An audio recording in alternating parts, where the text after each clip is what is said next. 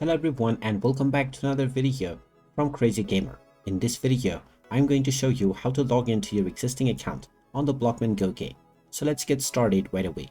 First of all, open up the Blockman Go game on your device. And once you open it up, you will be asked to set up your current nickname and choose your avatar in order to proceed forward. Just choose whichever nickname and avatar you prefer, and you will now be taken into the homepage. From here, tap on the account icon at the bottom right corner and then scroll down and tap on setting.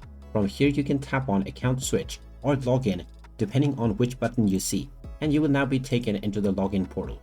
You can use your Google account or your Facebook if you have these linked with your account as well by tapping on the respective buttons, or you may also enter your game ID or your username that you have set up within the username box.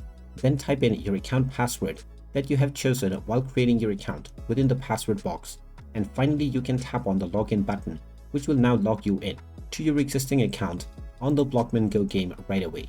And now you will be able to continue playing from wherever you left off back in your previous play. And there you have it. That is how easy it is to log into your existing account on the Blockman Go game.